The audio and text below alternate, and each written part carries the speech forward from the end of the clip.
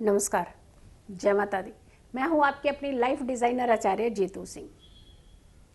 हम जानते हैं ध्यान भी चाहिए, धन भी चाहिए, संतान भी चाहिए, सम्मान भी चाहिए, ज्ञान भी चाहिए और जाने क्या क्या चाहिए आप सबको। हम जानते हैं क्योंकि हर किसी की बहुत सारी इच्छाएं होती हैं और वो इच्छाएं पूर्ण भी होनी चाहिए। लेकिन इन सारी इच्छाओं को पूर्ण करने का कुछ खास तरीके होते हैं, कुछ खास समय होते हैं, कुछ खास मौके होते हैं और कुछ खास विधियां होती हैं जो हमें ज़रूर करनी चाहिए। यानी ज्ञान चाहिए, ध्यान चाहिए, सम्मान चाहिए, संतान चाहिए, तो फिर आपको ध्यान भी तो रखना पड़ेगा ना। मीन्स ध्यान ज़्यादा चाहिए, ध्यान रखने की ज़रूरत है। इस वीडियो को बहुत ध्यान से देखिएगा और बहुत सारे लोगों तक भी पहुंचाइएगा। शनि प्रदोष व्रत, शनिवार को पड़ने वाला प्रदोष व्रत अति उत्तम व्रत होता है और इस व्रत में छुपे हैं आपके सारे कष्टों के निवारण। इस व्रत में छुपी हैं आपकी सारी इच्छाएं पूरी करने के रास्ते। इस व्रत में छुपे हैं आपके अपनी कामना के साथ साथ धन पाने के रास्ते और खास करके तरक्की के रास्ते। तो भाई क्या चाहिए आपको? सब कुछ मिल सकता है ना। सबसे बड़ी बात है कि चूक कहीं ना कहीं हमारी तरफ से ही होती है। ना हम समय का ध्यान रखते हैं और ना ही हम विधियों का ध्यान रखते हैं। ये दोनों चीज़ें अति उत्तम होती हैं किसी भी मिशन को पाने के लिए, किसी भी सफलता को कदम चूमने के लिए। अब आती है बात कि शनि प्रदोष व्रत की। इसे शनि प्रदोषम व्रत भी कहा जाता है।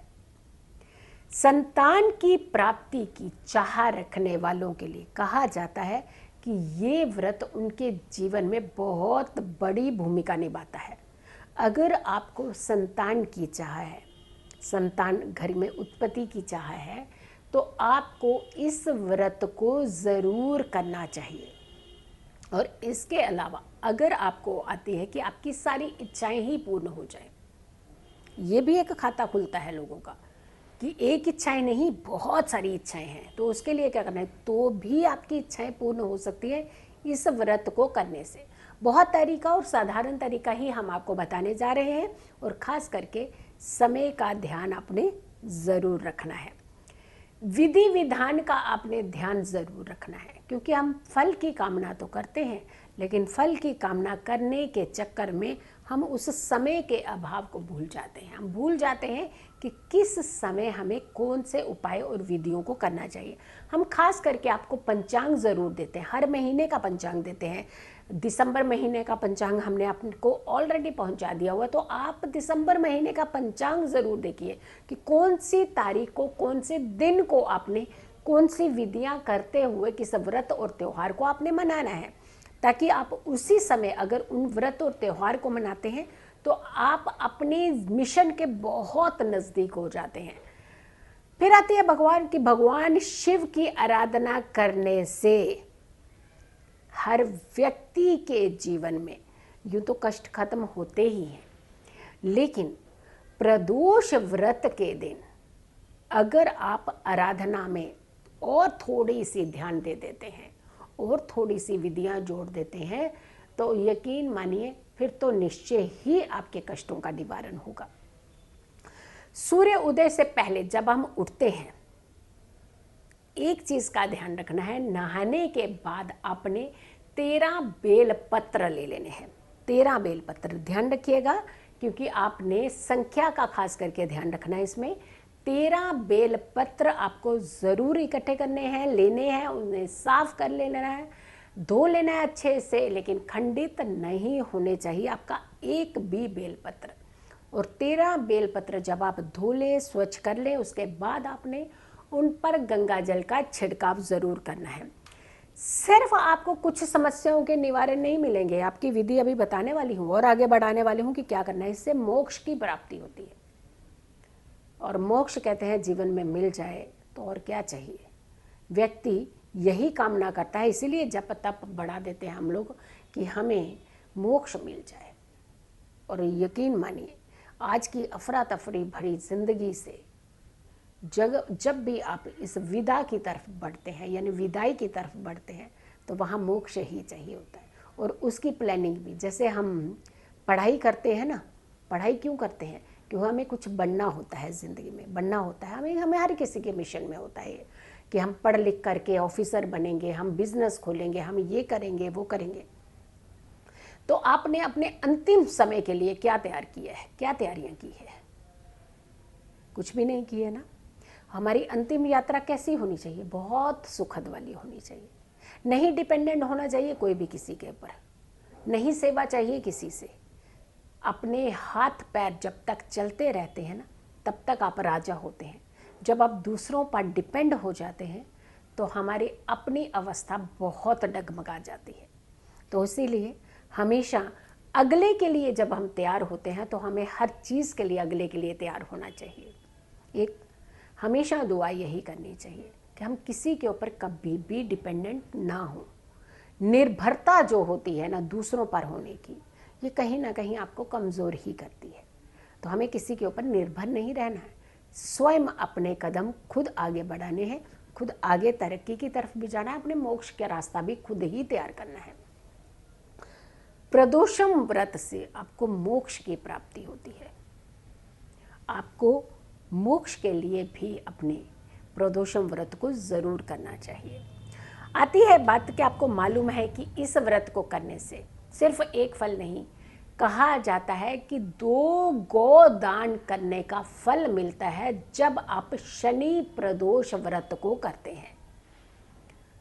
प्रदोष मतलब दोष रहित करते हैं, आप अपने जीवन को दोष के बिना कर देते हैं। और दोष किसी भी तरीके का अच्छा होता ही नहीं है जीवन में। तो दोष रहित ही जीवन होना चाहिए हमेशा। ये कामना कीजिए, ये कल्पना भी करनी चाहिए इंसान को। 13 बेलपत्र आपने ले लिए, 13 बेलपत्र को आपने स्वच्छ भी कर लिया और उसके ऊपर गंगा जल का छिड़काव भी कर लिया। पीला चंदन सफ़ेद चंदन, ये ध्यान रखिएगा, पीला चंदन सफ़ेद चंदन का प्रयोग करना है हमने। सीधी तरफ आपने बेलपत्र के पीले चंदन का प्रयोग करना है और उल्टी तरफ आपने सफ़ेद चंदन का प्रयोग करना है। यानी हर एक बेल पत्ते के ऊपर, जैसे 3 शाखाएं होती हैं एक पत्ते की, तो तीनों शाखाओं के आपने सीधी तरफ पीले रंग के चंदन का प्रयोग करना है और उल्टी तरफ जैसे उल्टा करके चढ़ाया जाता है, शिवलिंग पर चढ़ाया जाता है बेलपत्र, तो उल्टा चढ़ाया जाता है। तो उल्टी तरफ आपने सफ़ेद चंदन का तिलक कर देना है। उसके पश्चात आपने सामने रखना है और ओम नमः शिवाय का इस मंत्र का जाप करना है। और उसके बाद 13 बेलपत्र ले जाकर के, अगर मंदिर खुला है तो मंदिर में जाकर के शिवलिंग पर चढ़ा दीजिएगा। अगर मंदिर नहीं खुला हुआ है, घर में आपने शिवलिंग नहीं रखे हैं, पारद शिवलिंग घर में रखे जा सकते हैं, लेकिन अगर नहीं रखे हैं तो आपने भगवान भोलेनाथ की तस्वीर के आगे भी उन बेलपत्रों को रख सकते हैं। बेलपत्र को रखने के बाद आपने रुद्राक्ष की माला लेकर के सामने बैठ जाना है और 3 माला ओम नमः शिवाय मंत्र का जाप करना है। ये जाप करने के बाद आपने कामना करनी है, जो इच्छा अपनी पूर्ण करना चाहते हैं आप, उस इच्छा को भगवान भोलेनाथ के समक्ष रख दीजिएगा। शनि प्रदोष एक नहीं, शनि देव भी महाराज जो हैं आपके ऊपर मेहरबान हो जाते हैं और भोलेनाथ तो आपके ऊपर मेहरबान होते ही हैं। भय खत्म, डर खत्म, अकाल मृत्यु का भय खत्म, घबराहट खत्म, सुख पाने का रास्ता, तकलीफों से मुक्ति का रास्ता, और तो और संतान प्राप्ति के योग, किसी भी तरीके का परेशानी का जो भी आपको रास्ता लगता है कि ये परेशानी ही हमारे लिए लेकर के आ रहा है, वो रास्ता परेशानी वाला हमेशा के लिए बंद हो जाएगा। यानी आपके जीवन में हमेशा सुकून का रास्ता खुलेगा, मोक्ष की प्राप्ति होगी। हर कष्ट का निवारण छुपा है इस प्रदोषम व्रत में। और इस व्रत को आप ज़रूर कीजिएगा, पूरे विधि विधान से कीजिएगा और शांति की पूजा ज़रूर कीजिएगा। यानी शाम के समय सूर्य अस्त के बाद ज़रूर 1 माला ओम नमः शिवाय का जाप ज़रूर कीजिएगा। खुश रहिए, स्वस्थ रहिए, पॉजिटिव रहिए। पॉजिटिव रहते हैं तो हर समस्या से हम दूर रहते हैं। आपने अगर अभी तक मेरे चैनल को सब्सक्राइब नहीं किया है तो ज़रूर कीजिएगा और साथ के साथ नोटिफिकेशन को भी ऑन कीजिएगा। जल्दी हाजिर होंगे एक अच्छी वीडियो के साथ, तब तक के लिए नमस्कार।